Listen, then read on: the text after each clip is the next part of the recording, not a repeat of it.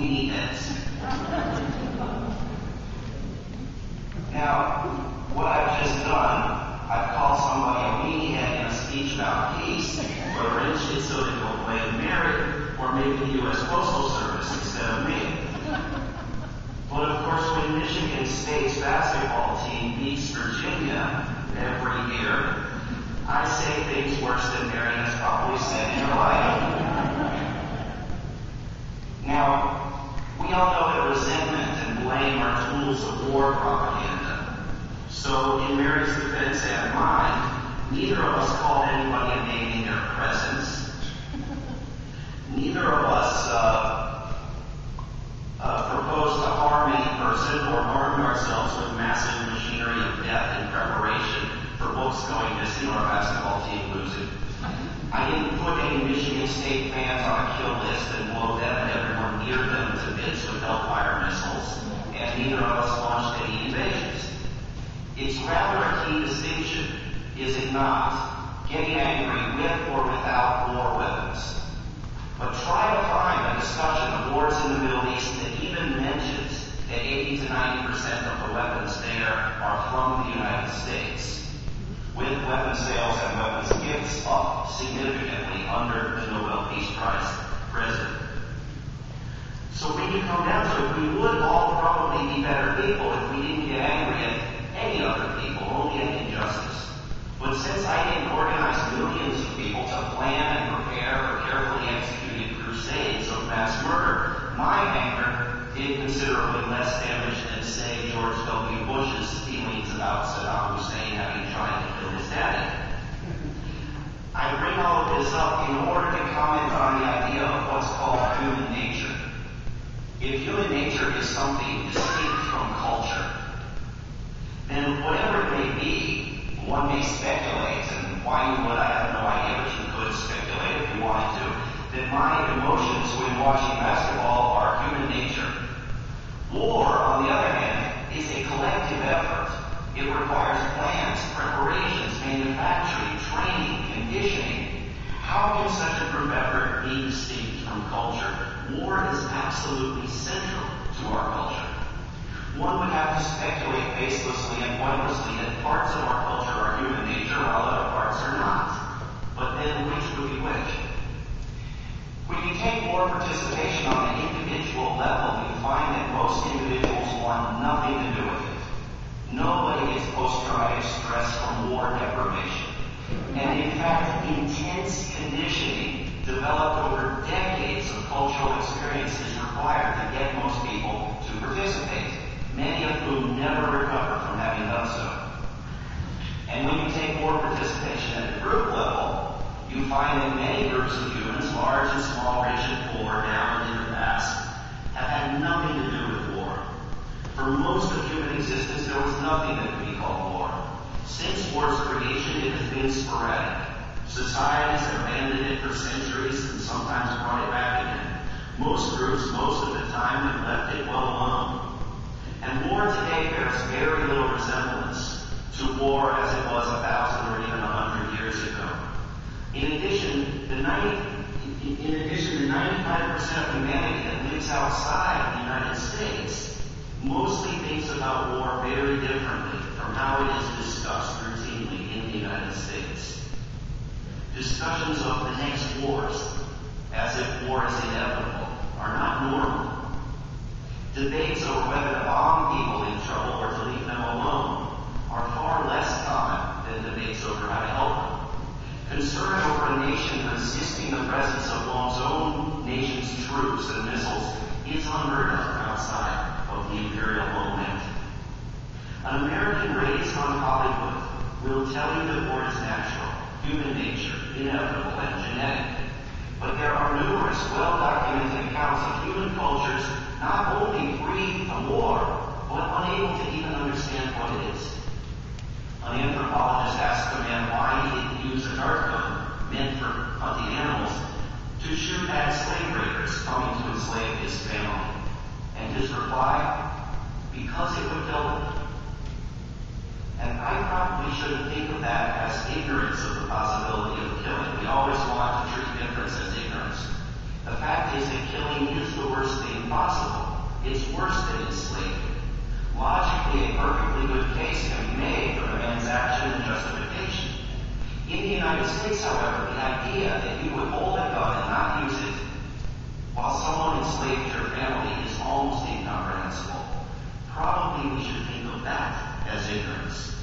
In our culture, we praise people by saying, "You really killed." Probably we should think of that as prejudice.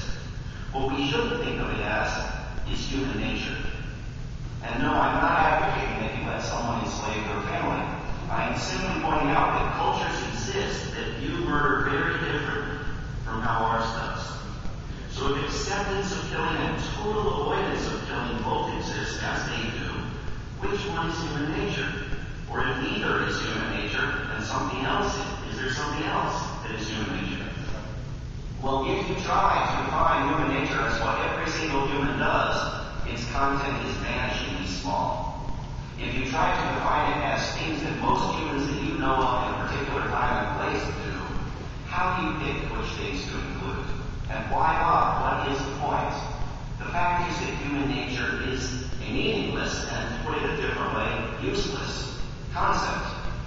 So why does it exist as a concept? Because there are purposes it has tried to serve. And I can think of two, which might be called, I'm sorry if this is starting to sound like a philosophy class, but I might call them the normative and the excusatory. By normative, I mean the habit some people have of declaring that anything most people do should be done by everyone. If it's normal for people to care for their children, then everyone should care for their children. Sounds harmless enough. But what if it's normal in Indiana to be heterosexual? What if it's normal to hit kids, or to burn gasoline, or to eat dogs, or to sacrifice virgins? Why in the world should some things being common make it good? On the contrary, whatever is good, we need to work to make common. By excusatory, I mean to refer to what has probably been the most frequent use of the concept human nature over the years, namely as a means to excuse horrible actions. Am I supporting something cruel and unfair, brutal and destructive? Do I hate or humiliate people? Do I exploit the weak? Do I steal and cheat? Do I participate in the large-scale murder of foreigners or the destruction of the natural world? That's okay. It's human nature. I'm powerless to stop. Stopping would require that I transform into some other species.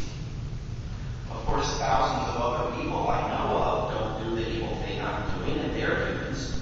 But in my position, they would do it too, because it's human nature. Meaning no more and no less than it's just whatever I happen to be doing at the moment. If we don't do it, supporters of continuing the slave trade argued in Parliament, other nations will do it. But other nations didn't. If we don't garrison the planet, says the Pentagon, others will. Of course, they might or might not, but this won't be determined by their sharing of human nature, only by their sharing of the Pentagon. Last October, Pax Christi Metro DC Baltimore took out an advertisement in the National Catholic Reporter that read, quote, "Crusades, Inquisition, slavery, torture, capital punishment, war. Over many centuries, church leaders and theologians justified each of these evils as consistent with the will of God. Only one of them retains that position in official church teaching today. We believe it's time for the Catholic Church to reject, quote, just war as inconsistent with the teaching and example of Jesus and to become a just peace church," end quote.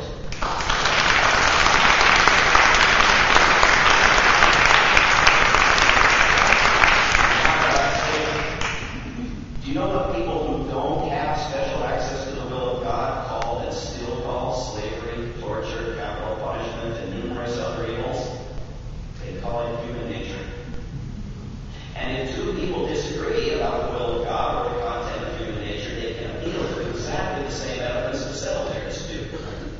Namely, nothing whatsoever except either an agreement to disagree or by diverting massive resources away from where they could do good, including the good of environmental protection. In addition, war is, in some ways, our top destroyer of the environment, on top of which wars are fought for the fuels that we use to destroy the environment.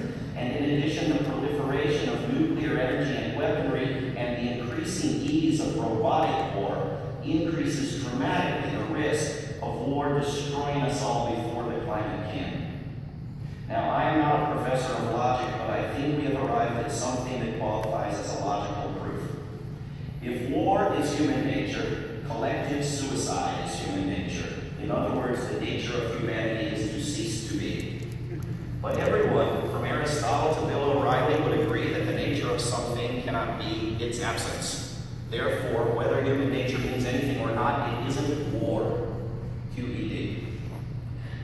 Because human nature is an excuse for war, you'll hear it most in the places that most frequently make war, and this, of course, leads to the humorous situation of the people who make war appealing to all the people who don't to justify their war making. The United States is far and away the world's leading supplier of war weapons, buyer of war weapons, user of war weapons, and all-around facilitator of war.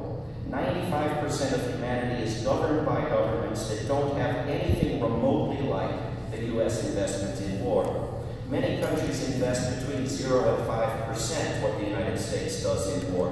But if you ask an American why they can't reduce the militarism a bit, they'll tell you it's human nature. See, the other 95% of humanity is not really human. Human nature turns out to be American nature. You find this same phenomenon across issues. No other country destroys the natural environment, at least on a per capita basis, remotely like the United States. But the waste and consumption are defended and accepted as human nature. The United States spends over $1 trillion a year on war preparations, about $1.3 trillion in fact, which is exactly what U.S. students and former students owe in total accumulated student debt, which is understood to be an outrageous and massive crisis. Yet it's what Congress spends on war preparation each year, year after year, without comment, discussion, or debate. U.S. military spending has doubled since the U.S. invaded Afghanistan, yet the Congressional Progressive Caucus budget this year proposed to cut it by a grand total of 1%, and didn't even mention that in any of its statements about its budget. The rest of the world spends about another $1 trillion altogether. So the average among about 200 other countries is about 0.5% of what the U.S. spends. If the United States, for whatever cockamamie reason, felt obliged to comply with a human nature that included the rest of, humans, it would be compelled to reduce its military by 99.5%. If it did that, I would be glad to let it defend its behavior with whatever language it wanted. By the way, if you did the calculation based on per capita military spending, the reduction for the U.S. to meet the rest of the world's average would be similarly extreme. The U.S. spends about $3,135 per person per year, and the rest of the world's average is about $143, meaning about a 95% cut for the U.S. to start acting human. If you did the calculation as a percentage of a nation's economy, even by the most conservative measure, you would still have to cut U.S. military spending by over a third. But the idea, quite common in congressional testimony, that a country should have more weapons if it can afford them, rather than if they serve some good purpose, is, in my view, completely unacceptable, is in fact the root of the problem itself. Excusing rich countries' greater levels of killing because they're rich seems to me to add insult to injury.